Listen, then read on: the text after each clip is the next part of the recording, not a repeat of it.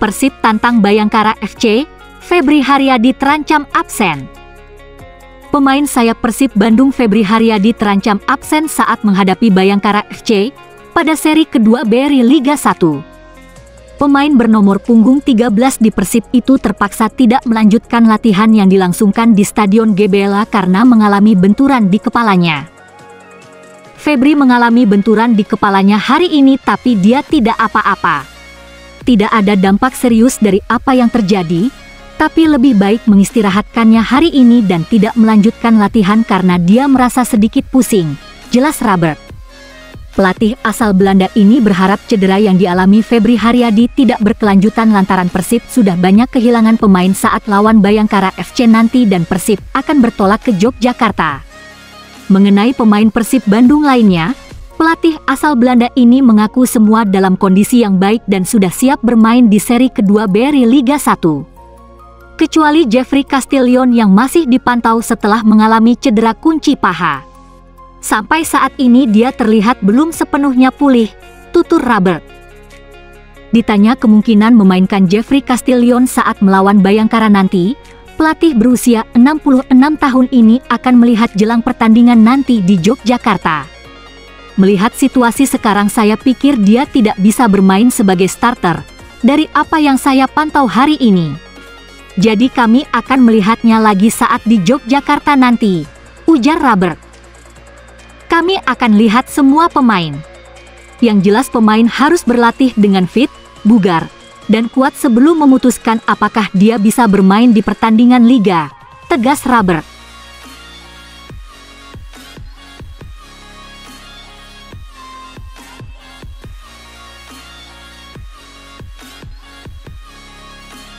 Pelatih Persib belum tentukan starter melawan Bayangkara FC.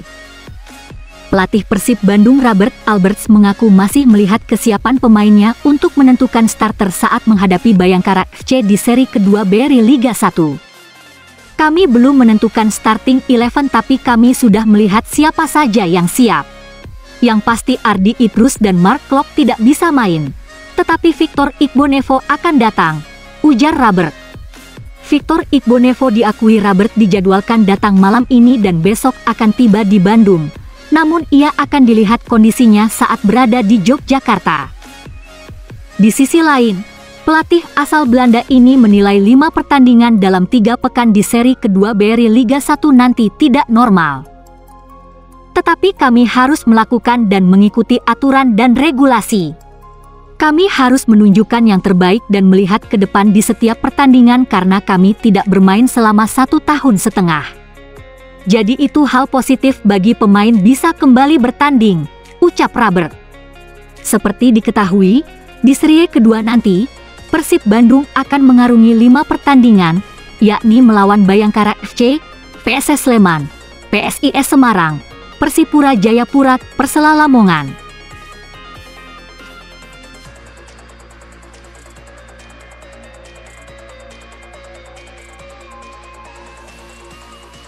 Lima lawan Persib di seri kedua BRI Liga 1. Hati-hati, nanti kesandung. Persib Bandung bersiap mengarungi seri kedua BRI Liga 1.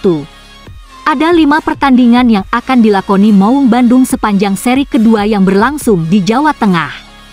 Tim besutan Robert Alberts ini memulai seri kedua dengan menghadapi tim kuat Bayangkara FC. Duel kedua tim berlangsung di Stadion Muhammad Subroto. Menghadapi Bayangkara FC, Persib mengusung target 3 poin. Maung Bandung ingin kembali ke jalur kemenangan sekaligus memperbaiki peringkat di klasemen sementara BRI Liga 1. Saat ini, Persib berada di peringkat kelima klasemen sementara dengan 10 poin dari 6 pertandingan. Torehan tersebut berkat 2 kali menang dan 4 kali imbang. Namun, mengalahkan Bayangkara FC bukan perkara mudah. Sebab, anak asuh Paul Munster tersebut secara kualitas pemain tidak jauh berbeda dengan Persib. Apalagi Bayangkara FC punya penyerang tajam Ezekiel Endoasel. Pemain asal Chad ini sudah mengoleksi 6 gol. Torehan tersebut sebanding dengan koleksi gol Persib. Ditambah lagi, dengan kondisi Persib yang sedang pincang. 6 pemain Persib dipastikan absen karena pemanggilan timnas dan akumulasi 3 kartu kuning.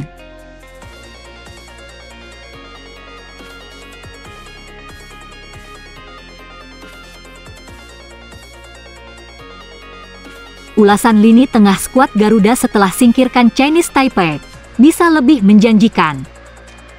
Timnas Indonesia tampil meyakinkan setelah menang telak 3-0 atas Chinese Taipei pada leg kedua playoff kualifikasi Piala Asia 2023 di Stadion Buriram.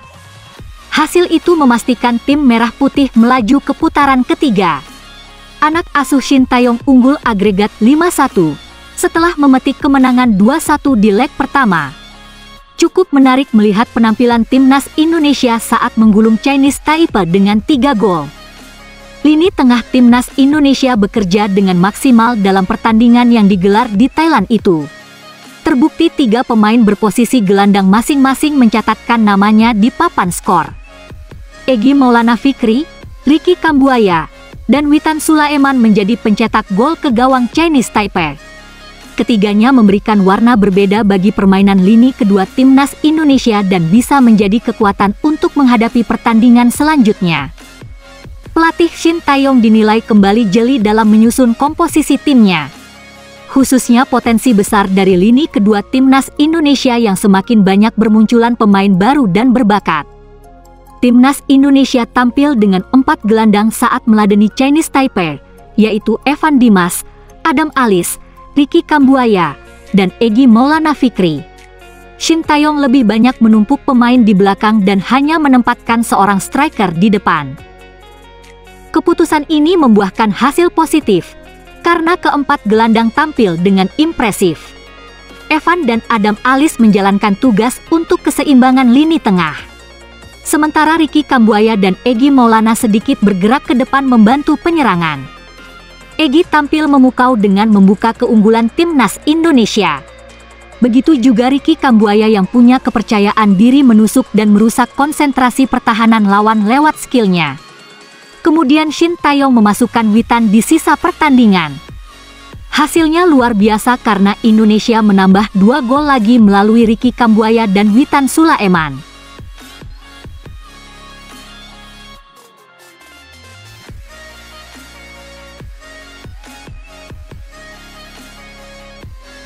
Kemenangan telak atas Chinese Taipei, perkembangan signifikan lini serang timnas Indonesia. Timnas Indonesia melangkah meyakinkan ke babak ketiga kualifikasi Piala Asia 2023. Pada leg kedua playoff kualifikasi Piala Asia 2023, tim besutan Shin Taeyong ini menang 3-0 atas Chinese Taipei di Buriram Stadium.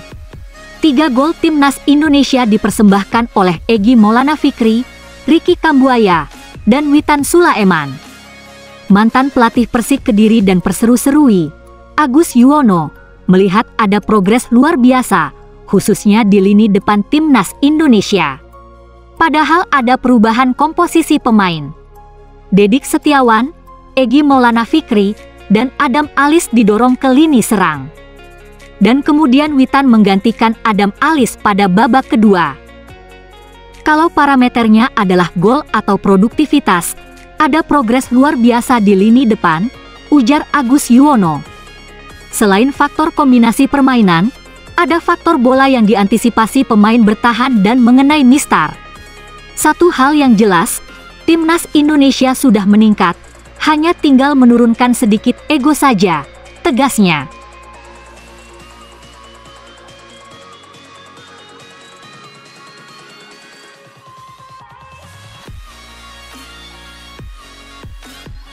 Timnas Indonesia melenggang ke putaran ketiga kualifikasi Piala Asia 2023. Shin Taeyong, sepak bola Indonesia baru dimulai. Pelatih Timnas Indonesia, Shin Taeyong mengatakan bahwa sepak bola Indonesia baru dimulai setelah lolos ke putaran ketiga kualifikasi Piala Asia 2023. Timnas Indonesia berhasil mengalahkan Chinese Taipei dengan agregat 5-1.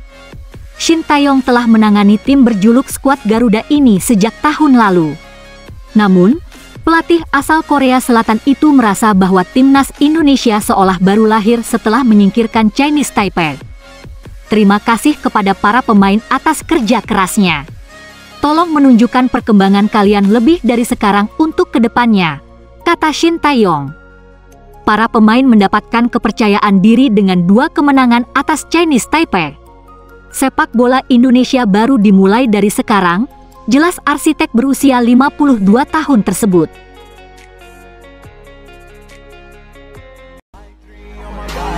I'm an icon, man. My girl about a 10. I should fuck her in a